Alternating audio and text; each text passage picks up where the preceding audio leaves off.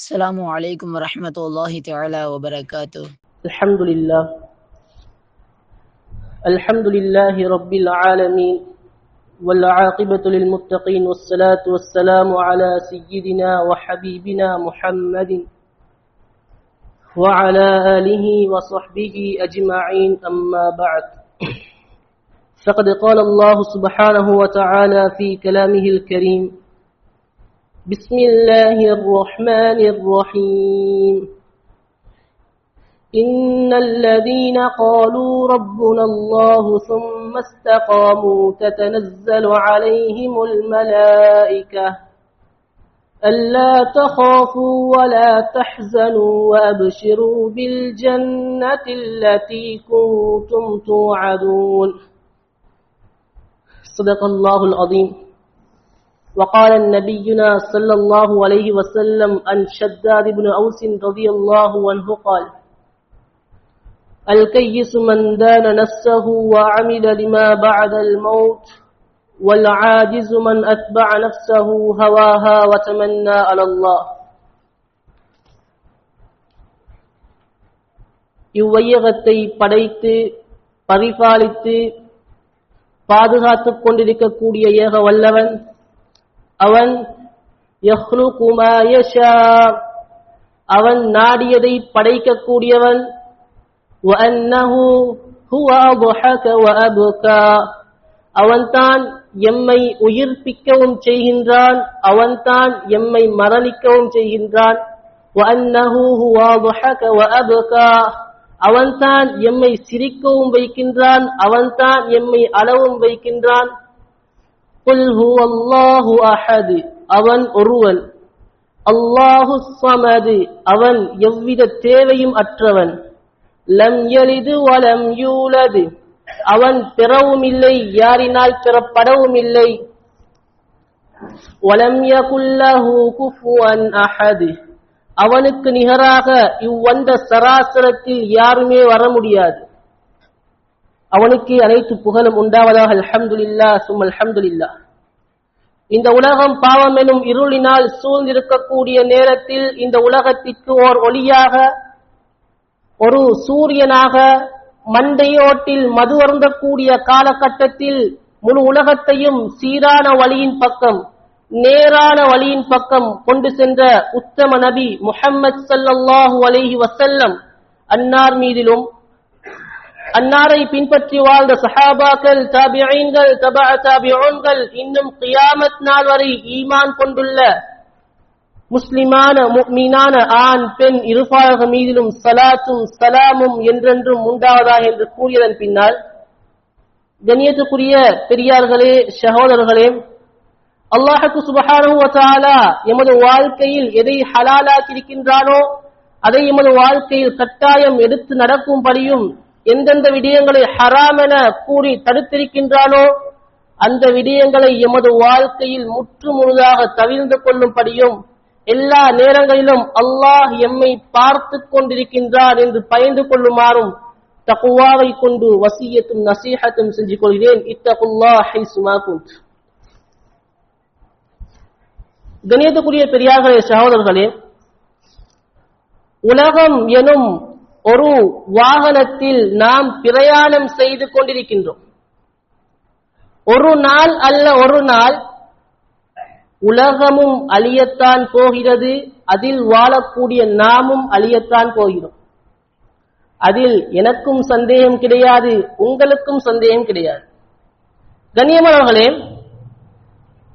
சொன்னார்கள் ஸல்லல்லாஹு அலைஹி வஸல்லம், லவ்லம் யபக மினத் துன்யா இல்லா யௌமுன் லதவ்வலல்லாஹ் வதாலிகல் யௌம் ஹத்தா யபஅஸ ஃபீஹி அஜலன் மின் அஹ்லி பைத்தி யம்லஉல் அர்த கிஸ்தன் வ அத்லா.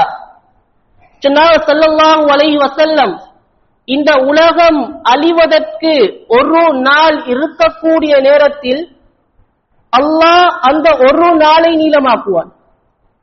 எந்த அளவுக்கு நீளமாக்குவான் என்றால், என்னுடைய மகள் ஃபாத்திமா ரலியல்லாஹு அன்ஹா அவர்களுடைய குடும்பத்தில் இருந்து ஒரு மனிதர் தோன்றுவார், ஒரு மனிதர் பிறப்பார். அவருடைய பெயர் என்னுடைய பெயர் முஹம்மதாக இருக்கும். அவருடைய தந்தையின் பெயர் என்னுடைய தந்தையின் பெயர் அப்துல்லாவாக இருக்கும். அவர் உலகத்தில் தோன்றக்கூடிய நேரத்தில் ஃபித்னாக்கள் நிறைந்து காணப்படும், பிரச்சனைகள் நிறைந்து காணப்படும். மக்களுக்கு மத்தியில் நீதம் என்பது கிடையாது, மக்களுக்கு மத்தியில் ஞானம் என்பது கிடையாது, மக்களுக்கு மத்தியில் ஒற்றுமை என்பது கிடையாது. சொத்துக்கள் மோசமான முறையில் பிரித்து கொடுக்கப்படும். சொன்னார்கள் ஸல்லல்லாஹு அலைஹி வஸல்லம், அந்த நேரத்தில் அந்த காலத்தில் அவர் உலகத்தில் தோன்றி யம்லஉல் அர்த கிஸ்தவ் வ அத்லா, சொன்னார்கள் ஸல்லல்லாஹு அலைஹி வஸல்லம், அவர் மக்களுக்கு மத்தியில் ஆட்சியை கைப்பிடித்து ஆட்சியை எடுத்து நீதம் நியாயம் தர்மம் அனைத்தையும் நேரான முறையில் சீரான முறையில் நிலைநாட்டுவார். அவர்தான் இன்று முழு உலக மக்களும் எதிர்பார்த்து கொண்டிருக்கக்கூடிய ஒருவர். முழு மக்களும் அவருடைய வருகையை எதிர்பார்த்து கொண்டிருக்கின்றார்கள். அவர்தான் இமாம் மஹ்தி அலைஹிஸ்ஸலாம். கண்ணியத்துக்குரிய பெரியார்களே சகோதரர்களே, சொன்னார்கள் ஸல்லல்லாஹு அலைஹி வஸல்லம், இமாம் மஹ்தி வருவதற்கு 7 அடையாளங்களை, 5 அடையாளங்கள் முஸ்தத்ரகுல் ஹாக்கிமில் பதிவு செய்யப்படுகிறது, 2 அடையாளங்கள் முஸ்னத் அஹ்மதில் பதிவு செய்யப்படுகிறது. சொன்னார்கள் ஸல்லல்லாஹு அலைஹி வஸல்லம், முதலாவது அடையாளம் என்ன அடையாளம் தெரியுமா? அன்புக்குரிய சகோதரர்களே பெரியார்களே, குத்பாவை தெளிவான முறையில் ஆரம்பத்திலிருந்து கேட்டாதான் பேசப்படக்கூடிய விடயங்கள் விளங்கும். சொன்னார்கள் முதலாவது அடையாளம் ஸல்லல்லாஹு அலைஹி வஸல்லம், இமாம் மஹ்தி வருவதற்கான முதல் அடையாளம் யுஸ்கீஹில்லாஹுல் கைஸ், உலகத்தில் மழை வீழ்ச்சி அதிகரிக்கும், மழை அதிகமாக பெய்யும். நேரம் காலம் இல்லாத மழை, சீசன் இல்லாத மழை நாம் கண்ணால் கண்டிருப்போம், காதால் கேட்டிருப்போம். நமது நாட்டில் என்ன நடந்து கொண்டிருக்கிறது என்பதா? சென்ற வருடம் 2024 கடைசி காலகட்டத்தில் எமது நாட்டில் மழை பெய்தது. எப்படிப்பட்ட மழை? ஒரு வருடம் பெய்த மழையா? கிடையாது. ஒரு மாதம் பெய்த மழையா? கிடையாது. ஒரு கிழமை பெய்த மழையா? கிடையாது. கூடிய காலம் எத்தனை நாட்கள்? கூடிய காலம் 3 அல்லது 4 நாட்கள் பெய்த மழை. குறைந்த காலம் ஒரு நாள் ஒரு நைட் பெய்த மழை. எத்தனையோ பேர் அகதிகளானார்கள், எத்தனையோ பேர் சொத்து செல்வங்களை இழந்தார்கள், எத்தனையோ பேர் தன்னுடைய குடும்பங்களை இழந்தார்கள், எத்தனையோ பிள்ளைகள் தன்னுடைய தாய் தந்தைகளை இழந்தார்கள். கண்ணால் கண்டோம், காதால் கேட்டோம். கண்ணியத்துக்குரிய பெரியார்களே சகோதரர்களே, இப்ப யோசிப்பீங்க, ஸ்ரீலங்கால மட்டுமா மழை பெய்யுது? வேற நாடுகள்ல மழை பெய்யுது இல்லையா? அதற்கு முந்தைய வருடம் 2024 சவுதி அரேபியா 14 மாநிலங்களை கொண்ட நாடு. சவுதி அரேபியாவில் மழை பெய்தது. எந்த அளவுக்கு மழை என்றால், சவுதி அரேபியாவின் மாநிலங்களில் ஒரு மாநிலம் மிஸ்பலா என்று சொல்லக்கூடிய மாநிலம், பெய்த ஒரு மழையின் காரணமாக மிஸ்பலால இருக்கக்கூடிய வாகனங்கள் தண்ணீரில் மிதந்தது. கேள்விப்பட்டிருப்போம் சம்பவங்களை, சரித்திரங்களை. சவுதி அரேபியாவின் வானிலை அறிவிக்கை தெரிவிக்கிறது, உலக வரலாற்றில் சவுதி அரேபியாவில் பெய்த மழையில் மிக பிரம்மாண்டமான ஒரு மழைதான் 2024 பெய்த மழை. அது மட்டுமா? அமெரிக்கா 54 மாநிலங்களை கொண்ட நாடு. அமெரிக்காவில் ஒரு மாநிலம் தான் புளோரிடா என்று சொல்லக்கூடிய மாநிலம். 2024 பெய்த மழையின் காரணமாக புளோரிடா என்ற மாநிலம் 1 கோடி மக்கள் வாழக்கூடிய ஒரு நாடு, 1 கோடி மக்கள் வாழக்கூடிய பிரதேசம், 90% யகூதிகள் வாழக்கூடிய ஒரு பிரதேசம். அந்த பிரதேசத்தில் பெய்த ஒரு மழையின் காரணமாக சுமார் 80 லட்சம் பேர் அகதிகளானார்கள். கண்ணால கண்டிருப்போம், காதால கேட்டிருப்போம் தகவல்கள். சொன்னார்கள் ஸல்லல்லாஹு அலைஹி வஸல்லம் இரண்டாவது அடையாளம் என்ன தெரியுமா? வதக்ருஜுல் அர்து நபாதா, மக்களுக்கு மத்தியில் விளைச்சல்கள் அதிகரிக்கும். எமது ஊரை மட்டும் எடுத்து பார்க்க தேவையில்லை, வெளி ஊர்களையும் எடுத்து பாருங்க, வெளி ஊர்களை வெளிநாடுகளையும் எடுத்து பாருங்க. சொன்னார்கள் ஸல்லல்லாஹு அலைஹி வஸல்லம், இரண்டாவது அடையாளம் மக்களுக்கு மத்தியில் பயிர்கள் விளைச்சல்கள் அதிகமாக காணப்படும். மூன்றாவது அடையாளம் வதஹ்ருஜுல் மாஷியா. சொன்னார்கள் ஸல்லல்லாஹு அலைஹி வஸல்லம், மூன்றாவது அடையாளம் என்ன அடையாளம் தெரியுமா? மக்களுக்கு மத்தியில் கால்நடைகள் அதிகரிக்கும். சற்று சிந்தனையை வெளியே விட்டு பாருங்க. கால்நடைகள் அதிகமாக காணப்படும். நான்காவது அடையாளம் சொன்னார்கள் ஸல்லல்லாஹு அலைஹி வஸல்லம், யுஅத்தில் மால சிஹாஹா. நீதியான தலைவர், நீதியான ஜனாதிபதி நீதியான முறையில் மக்களுக்கு மத்தியில் சொத்து செல்வங்களை தகுந்த முறையில் பிரித்துக் கொடுப்பார். சிந்தனை செய்து பாருங்க. ஐந்தாவது அடையாளம் சொன்னார்கள் ஸல்லல்லாஹு அலைஹி வஸல்லம், என்ன அடையாளம் தெரியுமா? வதஅதுமுல் உம்மா. பலகீனமாக இருக்கக்கூடிய இஸ்லாமிய சாம்ராஜ்யம் பலமான இஸ்லாமிய சாம்ராஜ்யமாக மாறும். 1924 ஒட்டமன் எம்பையர், உஸ்மானிய பேரரசு, உஸ்மானிய ஆட்சி, அப்துல் ஹமீத் அஸ்தானி அவருடைய ஆட்சியுடன் உஸ்மானிய ஆட்சி முடிவுக்கு வருகிறது. இஸ்லாமியர்களுடைய பலம் குறைய ஆரம்பிக்கிறது. 1924 அப்போது மங்கி போன அந்த இஸ்லாமிய சாம்ராஜ்யம் இமாம் மஹ்தி வருவதற்கு முன்னால் இஸ்லாமிய சாம்ராஜ்யம் பலம் வாய்ந்த இஸ்லாமியர்களாக மாறுவார்கள். முஸ்னத் அஹ்மதில் வரக்கூடிய 6வது அடையாளம் சொன்னார்கள் ஸல்லல்லாஹு அலைஹி வஸல்லம், அலஹ்திலாஃபின் மினன் நாஸ். ஒற்றுமையாக இருக்கக்கூடிய இஸ்லாமிய சாம்ராஜ்யம், ஒற்றுமையாக இருக்கக்கூடிய முஸ்லிம்கள் கருத்து வேறுபாடின் காரணமாக, ஃபித்னாக்களின் காரணமாக, பெண்கள் காரணமாக, ஆண்கள் காரணமாக, சொத்து செல்வங்கள் காரணமாக பிளவுபடுவார்கள். இன்றைக்கு நடக்குதா இல்லையா? ஆடு போனாலும் சண்டை, மாடு போனாலும் சண்டை, அது போனாலும் சண்டை, இது போனாலும் சண்டை. உலகத்துல மக்களுக்கு மத்தியில் பிரச்சனைகள் அதிகரிப்பது, ஊர்களுக்கு மத்தியில் பிரச்சனைகள் அதிகரிப்பது, நாடுகளுக்கு மத்தியில் பிரச்சனைகள் அதிகரிப்பது இமாம் மஹ்தி வருவதற்கான 6வது அடையாளம். இந்த உலகம் அழிவதற்கான மிகப்பெரிய ஒரு அடையாளம். 7வது அடையாளம் சொன்னார்கள் ஸல்லல்லாஹு அலைஹி வஸல்லம், அலத்தலாசில். உலகத்தில் பூகம்பங்கள் அதிகரிக்கும்.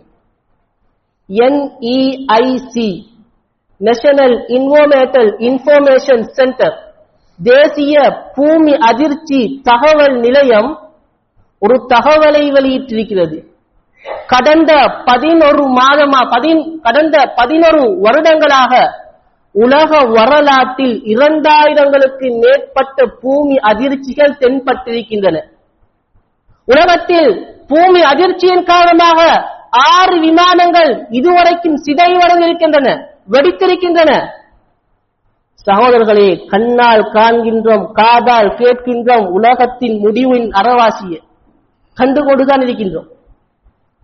ஆனா நாம் இன்னும் என்ன செய்யல? தயாராகல. நாம் இன்னும் ரெடி ஆகல. சொன்னார்கள் ஸல்லல்லாஹு அலைஹி வஸல்லம், இதற்கு பின்னால் என்ன நடக்கும் தெரியுமா? அபூ தாவூதில் வரக்கூடிய சஹீஹான ஹதீஸ், இப்னு மாஜாவில் வரக்கூடிய சஹீஹான ஹதீஸ். சொன்னார்கள் ஸல்லல்லாஹு அலைஹி வஸல்லம், இதற்கு பின்னால் சவுதி அரேபியாவில் மிகப்பெரிய ஒரு குழப்பம் உண்டாகும். என்ன குழப்பம்?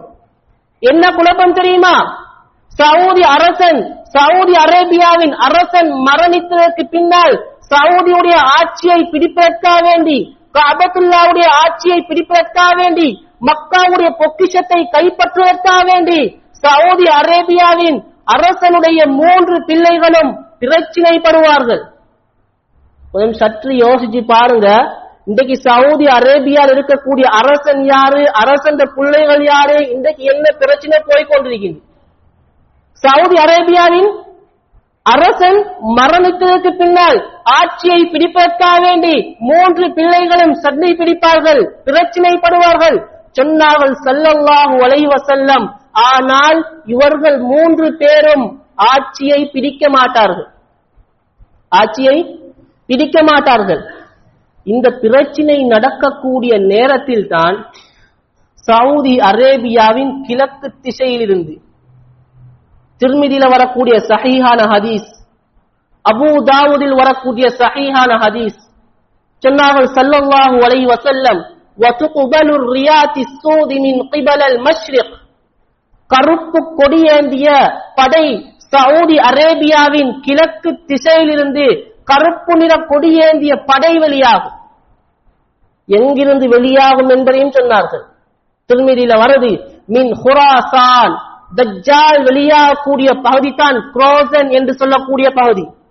குராசான் என்ற பகுதி, அதாவது ஈரானுக்கும் ஆப்கானிஸ்தானுக்கும் இடைப்பட்ட பகுதி தான் குரோசன், குராசான் என்று சொல்லக்கூடிய பகுதி. இந்த பகுதியில் இருந்து தான் அந்த கருப்பு நிற கொடியேந்திய படை வெளியாகும். சொன்னார்கள் ஸல்லல்லாஹு அலைஹி வஸல்லம்,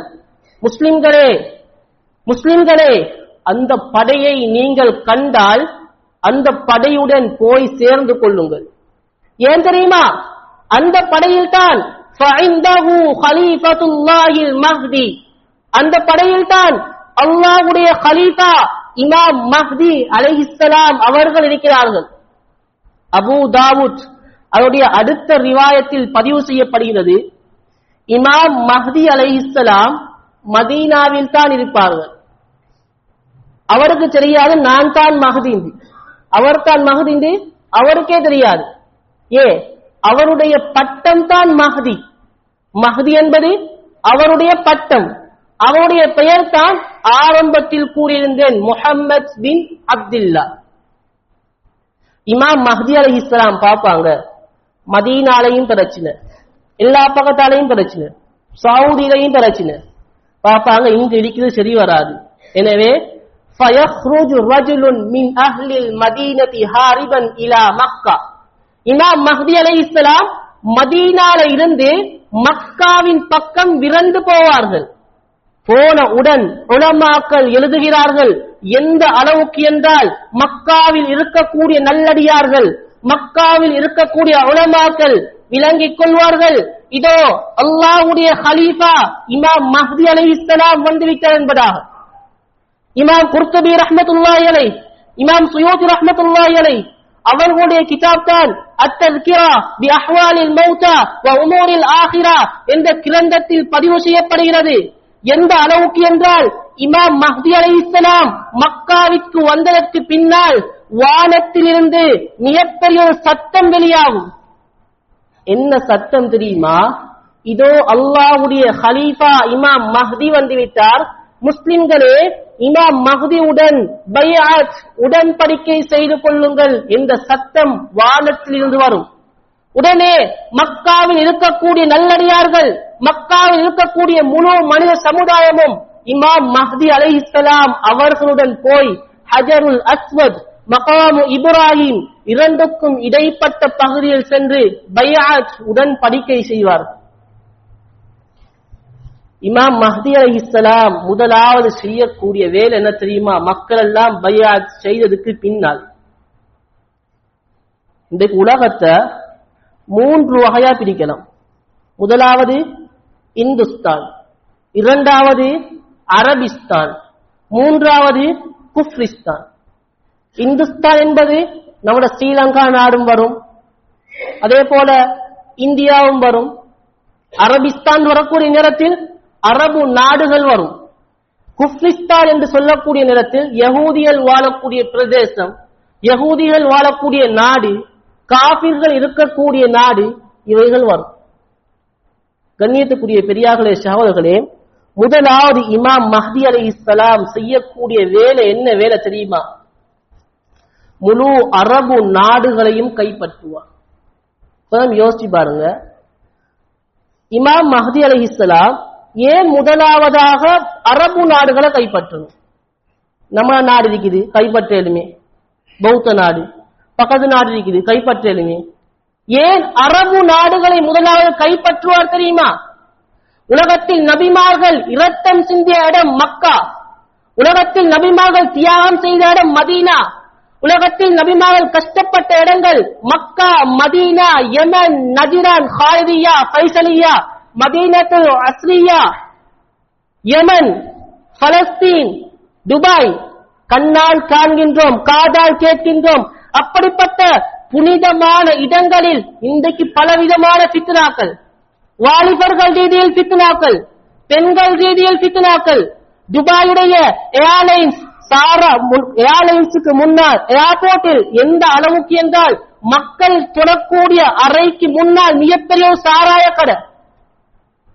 பிளைட்ல உள்ளுக்கு ஏலத்துடைய முதலாளி கேட்கிற வார்த்தை என்ன தெரியுமா? அவன், நீங்க சாராயம் குடிக்கிறீங்களா, இல்லாட்டி உங்களுக்கு என்ன ட்ரிங்க் வேணும்? எங்கிட்ட சாராயம் இருக்குது, வேற வேற ட்ரிங்கும் இருக்குது. எப்படிப்பட்ட நாடு? நபிமார்கள் கால்பட்ட இடம், இஸ்லாமிய சாம்ராஜ்யத்தை கட்டியெழுப்பிய இடம். நபிமார்கள் ஸல்லல்லாஹு அலைஹி வஸல்லம், சஹாபாக்கள், தாபிஈன்கள் கஷ்டப்பட்ட இடம்.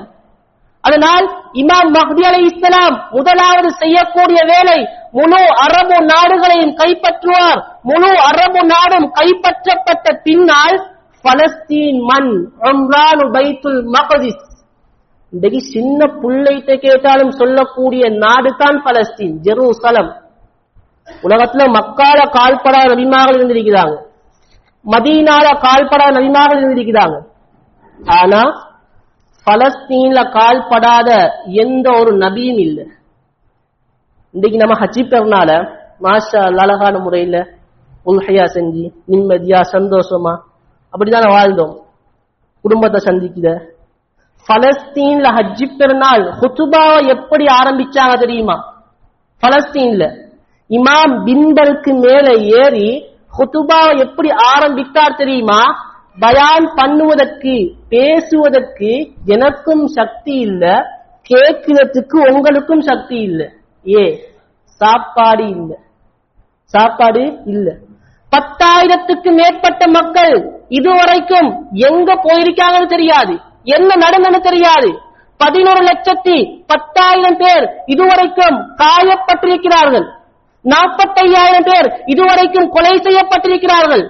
20,000 பேர் பெண்கள், 15,000 பேர் ஆண்களும், 15,000 பேர் சிறுவர்களும் பெரிய ஆண்களும் அநியாயம் செய்தார்கள், அட்டூழியம் செய்தார்கள், இஸ்லாமியர்களை கொட்டி கொலை செய்தார்கள். அப்படிப்பட்ட பலஸ்தீன் மண் இமாம் மஹ்தி அலைஹிஸ்ஸலாம் ஆட்சியை கைப்பிடித்ததற்கு பின்னால், ஆட்சியை கைப்பற்றியதற்கு பின்னால் செழிப்பான ஒரு நாடாக மாறும், செழிப்புற்ற ஒரு நாடாக மாறும். எந்த அளவுக்கு உலமாக்கள் எழுதுகிறார்கள் என்றால், பலஸ்தீனுடைய மண்ணில் முன் துண்டுல இருந்து பார்த்தா பின்னுக்குள்ள போர்டர் வரும். எப்படி நாடாயிருக்கும்? அல்லாஹ் உலகத்துல சொர்க்கத்துக்கும் ஆதாரம் காட்டிருக்கிறான், மஹ்ஷர் மைதானத்துக்கும் ஆதாரம் காட்டிருக்கிறான். மஹ்ஷர் மைதானம் நாளைய கியாமத்துடைய நாள் பலஸ்தீன் சொன்னார்கள் ஸல்லல்லாஹு அலைஹி வஸல்லம். பலஸ்தீன் என்று சொன்னார்கள் ஸல்லல்லாஹு அலைஹி வஸல்லம். யபுன ஹவாலா மா ரஅய்தல் খিলাফத قد نزلت الارض المقدسه. பலஸ்தீன் மண் அன்றைய நாளில் எப்படி மாறும் தெரியுமா? முழு அரபு நாடுகளையும் கைப்பற்றியதற்கு பின்னால் சென்ட்ரல் கவர்மெண்டாக மாறும், மிகப்பெரிய ஒரு ஆட்சி பீடமாக மாறும், மிகப்பெரிய ஒரு பார்லிமெண்டாக மாறும். பலஸ்தீனுடைய அந்தஸ்து கூட கூட கூட கூட மதீனாவுடைய அந்தஸ்து குறையாது. சொன்னார்கள் ஸல்லல்லாஹு அலைஹி வஸல்லம், தத்ருகூனல் மதீனா அலா கைரின் மா கானத். பலஸ்தீன் மண் இருக்கிறதே, பலஸ்தீன் மண், அதனுடைய அந்தஸ்து கூட கூட மதீனா எந்த ஒன்றுமில்லாமல் இருந்தது போலவே இருக்கும். ஸல்லல்லாஹு அலைஹி வஸல்லம் துஆ செய்த பூமி தான் மதீனா. எப்படிப்பட்டது மதீனா? சொன்னார்கள் ஸல்லல்லாஹு அலைஹி வஸல்லம், யா அல்லாஹ், மக்காவை விட 2 மடங்கு மதீனாவுக்கு நீ பரக்கத் செய்து விடு. மக்காவை விட 2 மடங்கு. சொன்னார்கள் ஸல்லல்லாஹு அலைஹி வஸல்லம், என்னுடைய மதீனாவிற்கு யாரெல்லாம் அநியாயம் செய்ய நாடுகிறார்களோ தண்ணியில் உப்பை கரைப்பது போன்று அல்லாஹ் அவரை கலைத்து விடுவான். அப்படிப்பட்ட பலஸ்தீன், அப்படிப்பட்ட மதீனா எப்படி மாறும் தெரியுமா? சொன்னார்கள் ஸல்லல்லாஹு அலைஹி வஸல்லம், மதீனாவில் இருந்து பலஸ்தீனுக்கு முழு மக்களும் சாரை சாரையாக சென்று இமாம் மஹ்தி அலைஹிஸ்ஸலாம் அவர்களுடன் சேர்ந்து கொள்வார்கள். அவர்களுடன் சேர்ந்ததற்கு பின்னால் மதீனாவில் காட்டு மிருகங்களும் விஷ ஜந்துக்கள் மாத்திரம்தான் இருக்கும். சகோதரர்களே, நான் கூறுவது கதை அல்ல. கதந்தா மாஷா அல்லாஹ் கேட்டுக்கிட்டு போவேன். கூறுத கதை இல்ல. ஸல்லல்லாஹு அலைஹி வஸல்லம் சொன்ன ஹதீஸ், சாதாரண ஹதீஸ் அல்ல, சஹீஹான ரிவாயத்துடன் இருக்கக்கூடிய ஹதீஸ். சொன்னாங்க ஸல்லல்லாஹு அலைஹி வஸல்லம், எந்த அளவுக்கு சவுதி மதீனாவிலிருந்து மக்கள் அனைவரும் போய் மிருகங்கள் மாற்றி இருக்குமோ, சொன்னாங்க ஸல்லல்லாஹு அலைஹி வஸல்லம், எப்போது மதீனாவுடைய மண் பாலடைந்த மண்ணாக மாறுமோ அப்போதுதான் ஹுரூஜுல் மல்ஹமா, புகாரில வரக்கூடிய ரிவாயத், ஹுரூஜுல் மல்ஹமா, உலக மகா யுத்தம் ஆரம்பமாகும். உலக மகா யுத்தம். இமாம் புகாரி ரஹ்மத்துல்லாஹி அலைஹி சுருக்கமாகவும், இமாம் அபூ தாவூத் ரஹ்மத்துல்லாஹி அலைஹி தெளிவாகவும் பதிவு செய்திருக்கிறார்கள். என்ன தெரியுமா? முஸ்லிம்களும் கிறிஸ்துவர்களும் உடன்படிக்கை செய்வார்கள். உடன்படிக்கை செய்ததற்கு பின்னால் முஸ்லிம்களும் கிறிஸ்துவர்களும் சேர்ந்து யகூதிகளுக்கு எதிராக படையெடுப்பார்கள், யுத்தம் செய்வார்கள். எந்த அளவுக்கு யுத்தம் என்றால் யகூதிகளை விரட்டி கொள்வார்கள், யுத்தத்தை வெற்றி கொள்வார்கள், கனிமக்களை பெற்றுக் கொள்வார்கள். கனிமக்களை எடுத்ததற்கு பின்னால் ஜீ தலூல், அபூ தாவூதில் வருகிறது, ஜீ தலூல் என்ற தோட்டத்தை வாங்கி முஸ்லிம்களும் கிறிஸ்துவர்களும் ரெஸ்ட் எடுப்பார்கள், ஓய்வெடுப்பார்கள். ஜீ தலூல் என்ற தோட்டத்தில். இந்த சந்தர்ப்பத்தில் தான் யகூதிகளை கிறிஸ்துவனை சேர்ந்த ஒருத்தன் சொன்னார்கள் ஸல்லல்லாஹு அலைஹி வஸல்லம், சிலுவையை தன்னுடைய தலைக்கு மேல் ஏந்திக் கொண்டு கலபஸ் சலீல், இன்றைய யுத்தம் வெற்றி கொண்டது இந்த சிலுவையால் தான், இந்த யுத்தம் வெற்றி கொண்டது இந்த சிலுவையால் தான் என்று அந்த சிலுவையை பார்த்து அந்த கிறிஸ்துவன் சொல்லக்கூடிய நேரத்தில் முஸ்லிம்ல ஒருவர் பொறுக்க இயலாம தாங்க முடியாமல் பல கிறிஸ்துவுடன் வந்து சண்டை போடுவார். சண்டை போடக்கூடிய நேரத்தில் முஸ்லிம் அடிக்க கிறிஸ்தவன் விழ அவன் மரணித்து விழுந்தவுடன் முழு கிறிஸ்துவர்களும் என்ன செய்வார்கள் தெரியுமா? முஸ்லிம்களுக்கு எதிராக படையெடுப்பார்கள். புகாரில வரக்கூடிய தெளிவான ஹதீஸ். எந்த அளவுக்கு படையெடுப்பார்கள் என்றால், இஸ்லாமியர்களுடன் சண்டை பிடிப்பதற்காக வேண்டி, இஸ்லாமியர்களுடன் யுத்தம் செய்வதற்காக வேண்டி 80 கொடிகள் வரும். உலமாக்கள் எழுதுகிறார்கள், 80 கொடி என்பது 80 நாடுகள். ஒரு நாட்டில் 12,000 பேர் யுத்தம் செய்வதற்காக வேண்டி வருவார்கள். ஒரு நாட்டில் 12,000 என்றால் 80 நாடுகளில் 9,10,000 பேர் யுத்தம் செய்வதற்காக வருவார்கள். முஸ்லிம்கள் இருப்பார்கள். தமஸ்கஸ் சிரியாவின் தலைநகரத்தில் இருப்பார்கள். காபிர்கள் யுத்தம் செய்ய வருவார்கள். ஹலப் என்ற இடத்தில் இருந்து 40 கிலோமீட்டர் முன்னுக்கு வந்த தாபிக் என்று சொல்லக்கூடிய இடத்தில் காபிர்கள் யுத்தம் செய்வதற்காக வருவார்கள். சொன்னார்கள் ஸல்லல்லாஹு அலைஹி வஸல்லம், ஸஹீஹுல் முஸ்லிமில் வருகிறது, தொடர்ந்து 4 நாட்கள் யுத்தம். எந்த அளவுக்கு யுத்தம் என்றால், அந்த படைக்கு மேலால், அந்த யுத்த களத்துக்கு மேலால் ஒரு பறவை சென்றால் கருகி சாம்பலாக மாறிவிடும்.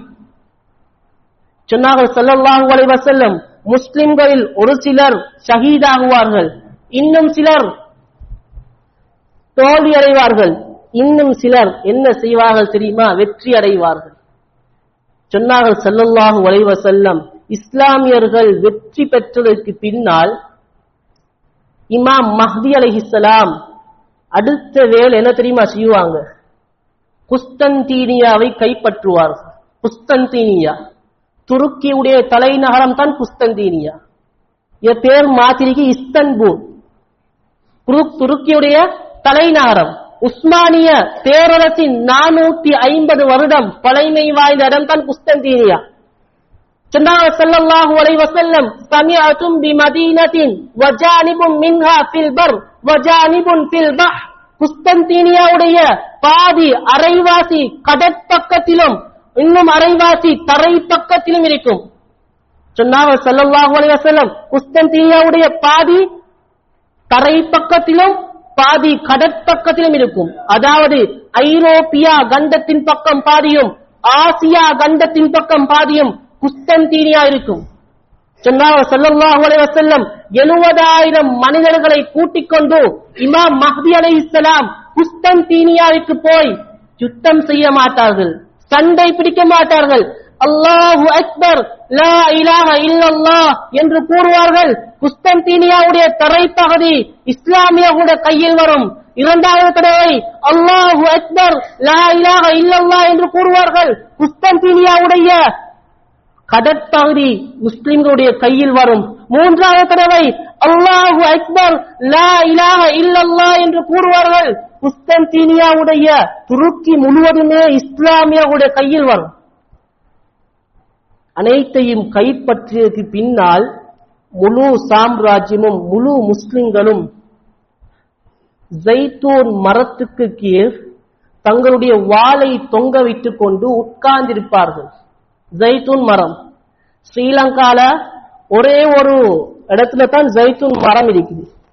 மினுவாங்கொடையில இருக்கக்கூடிய நிவாமியா மദ്രസാல மட்டும்தான் ஜைத்தூன் மரம் இருக்குது. கொண்டு வந்து 11 வருஷம் ஆகுது. எப்படி ஆரம்பத்தில் இருந்துச்சோ அதே மாதிரி இப்பயும் இருக்குது. லேசில வளராது, லேசில சாகாது. ஜைத்தூன் மரம் 2000 வருடம் உயிர் வாழக்கூடிய மரம்.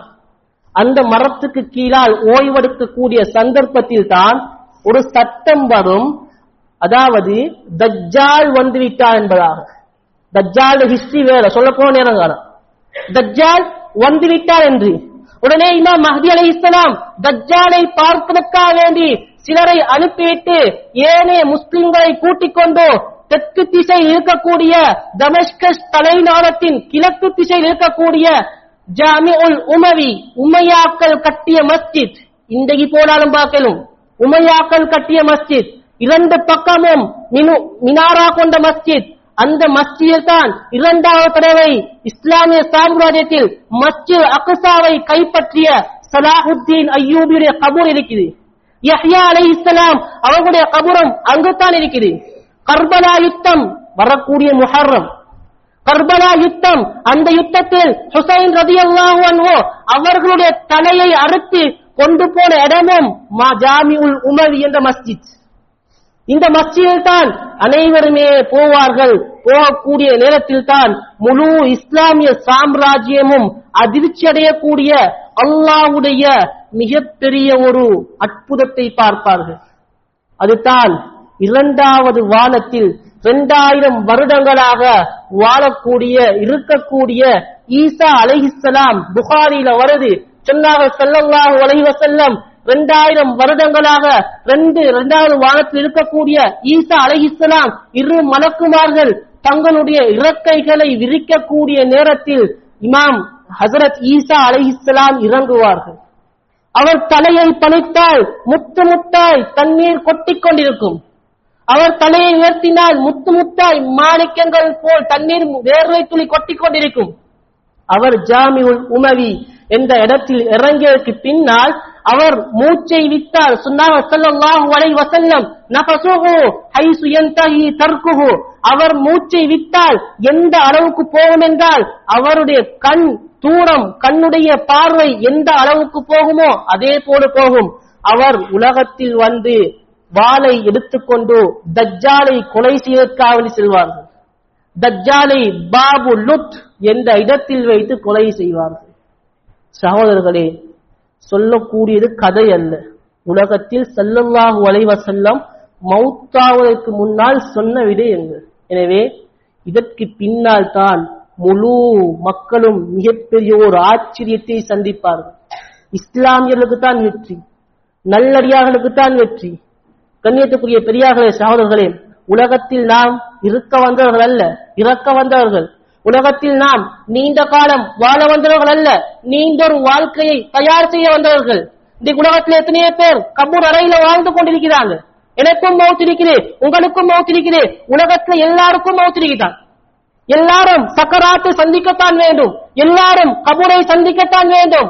ஒரு ஜனாசா விழுந்தால் ஊரில் இருக்கக்கூடிய அனைத்து மக்களும் ஒன்று சேருதும்.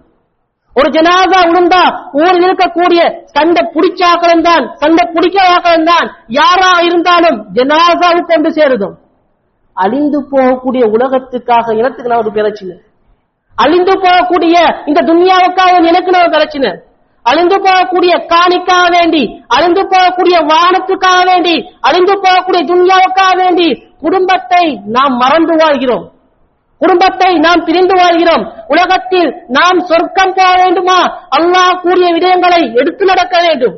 உலகத்தில் நாம் சொர்க்கம் போக வேண்டுமா, ஸல்லல்லாஹு அலைஹி வஸல்லம் காட்டிய வழிமுறைகளை எடுத்து நடக்க வேண்டும்.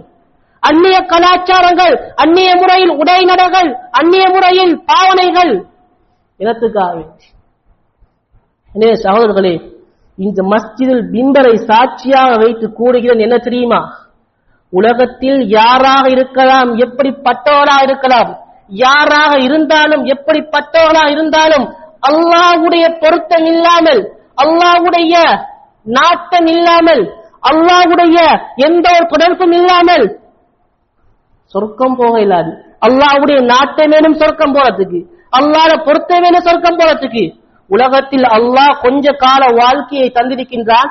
எனவே அந்த வாழ்க்கையை சிறந்த முறையில் நாம் கழிக்க வேண்டும். கழித்தோம்டா நாளைய கியாமத்துடைய நாளையில் சந்தோஷமா இருக்க முடியும். அல்லாஹ் அனைவரையும் சொர்க்கவாசியாக ஆக்குவானா. யா அல்லாஹ் எங்களுடைய பாவங்களை மன்னிப்பாயா. யா அல்லாஹ் தெரிந்தும் தெரியாமலும் புரிந்தும் புரியாமலும் தப்புகள் தவறுகள் செய்திருப்போம். யா அல்லாஹ், யா அல்லாஹ் எங்களுடைய பாவத்தை மன்னிச்சியா அல்லாஹ். எங்களோட ஊர்ல ஒற்றுமையை தந்திரியா அல்லாஹ், எங்களோட குடும்பங்கள் ஒற்றுமையை தந்திரியா அல்லாஹ், எல்லா பிரச்சனைகளை விட்டு நீக்கிறியா அல்லாஹ், வீண் விளையாட்டுகளை விட்டு நீக்கிறியா அல்லாஹ், வாலிபர்களை பொருந்திக் கொள்ளியா அல்லாஹ், வாலிபர்களை கபூல் செஞ்சுக்கோ யா அல்லாஹ், அவருடைய வாழ்க்கையை பொருந்திக் கொள்ளியா அல்லாஹ். துஆ ஏற்றுக்கொள்வாயாக.